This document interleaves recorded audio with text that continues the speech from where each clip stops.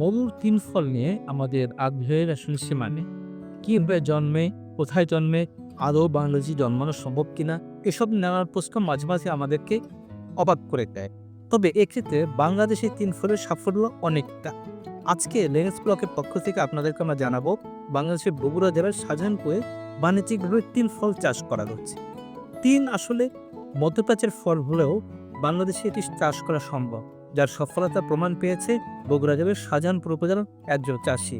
আজকে লেন্স ব্লকের পক্ষ থেকে আমরা বগুড়া জেলার শাহজাহানপুর উপজেলায় ৩ ফলের বাগানে এসেছি।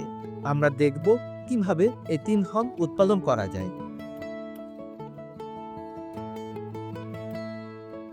৩ একটি পুষ্টি সমৃদ্ধ সুস্বাদু ফল যা মরু অঞ্চলে ভালো জন্মে। বাংলাদেশের মাটি ও আবহাওয়ার সঙ্গে বেশ মানিয়ে নিয়েছে এই ৩ ফল। শুধু তাই নয়, ব্যাপকভাবে চাষ হয় আমাদের সারা বছরের পুষ্টি ও ফলের চাহিদা পূরণ করছে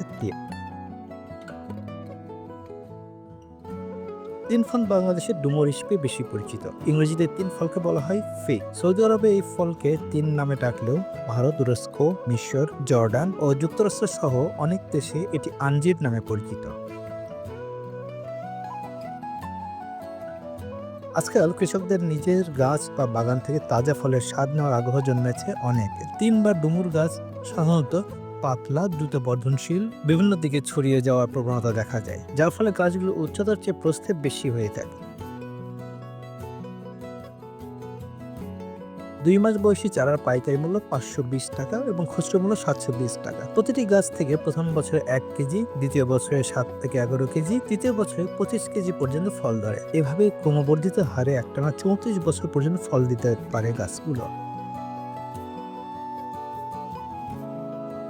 গাছটির গড় আয়ু প্রায় ১০০ বছর। ৩ ফলের গাছ কোনো রাসায়নিক সার ছাড়াই মাটিতে জৈব এবং কম্পোস্ট সার মিশিয়ে রোদে এবং মাঠে ও ছাদে টব লাগিয়ে ফল উৎপাদনে সাফল্য পাওয়া গেছে। একটি ৩-এর কাটিং চারা লাগানোর ৪ থেকে ৫ মাস পর থেকে ফল দিতে শুরু করে। সরকারের সহযোগিতা এবং পৃষ্ঠপোষকতা পেলে ৩ ফল রপ্তানি করে আন্তর্জাতিক বাজার ধরা সম্ভব। সমন্বয়ে এই ফল চাষ করে দেশের বেকারত্ব দূরের পাশাপাশি রপ্তানি করা যাবে অনেক বৈদেশিক মুদ্রা।